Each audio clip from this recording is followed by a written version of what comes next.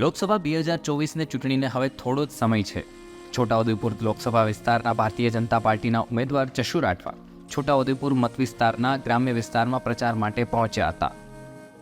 લોકસભાની ચૂંટણીને લઈને છોટાઉદેપુર લોકસભાના ભાજપના ઉમેદવાર જશુભાઈ રાઠવા અત્યારે ચૂંટણી પ્રચારમાં પહોંચ્યા છે. અત્યારે તેઓ છોટાઉદેપુર જિલ્લાના કોલિયારી ગામે છે. અહીંયા કબીર મંદિરની અંદર તેઓએ દર્શન કર્યા હતા અને લોકો સાથે વાર્તાલાપ કરી રહ્યા છે. લોકસભાની ચૂંટણી જ્યારે નજીક છે ત્યારે તેઓ ગ્રામીણ વિસ્તારમાં જે લોકો છે તેઓને મળી રહ્યા છે અને ચૂંટણી પ્રચાર કરી રહ્યા છે. અત્યારે તેઓ છોટાઉદેપુર લોકસભા મત વિસ્તારના વિવિધ ગ્રામ્ય વિસ્તારોમાં જે ધાર્મિક સ્થળો છે ત્યાં પણ પહોંચ્યા છે અને દર્શન પણ કર્યા છે.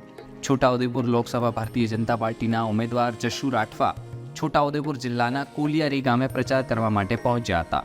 કબીર મંદિર ખાતે એમણે દર્શન કર્યા હતા અને એના પછી લોકો સાથે વાતચીત કરી રહ્યા હતા. આજે અમે એવા આશીર્વચન આપીએ કે ભાજપા પાર્ટીના આગામી લોકસભાના ઉમેદવાર જશુભાઈ રાઠવા સાહેબ જંગી બહુમતીથી મારા અંદાજ પ્રમાણે 4 થી 5 લાખના મતોથી વિજયી બને એવી અમે સૌ આગેવાનો કાર્યકરો સાથે મળીને મહેનત કરીશું એવી હૈયાધારણા આપીએ છીએ. છોટાઉદેપુરમાં જશુ રાઠવાની સાથે એમના ઘણા બધા સાથીઓ જે ભારતીય જનતા પાર્ટીના છે એ પણ પ્રચારમાં જોડાયા હતા. એમની સાથે છોટાઉદેપુર ભારતીય જનતા પાર્ટીના પ્રમુખ ઉપેન્દ્ર રાઠવા, ધારાસભ્ય રાજેન્દ્રસિંહ રાઠવા, પૂર્વ ધારાસભ્ય અને પ્રોફેસર શંકરસિંહ રાઠવા સહિતના જેટલા પણ લોકો છે એ બધા હાજર રહ્યા હતા.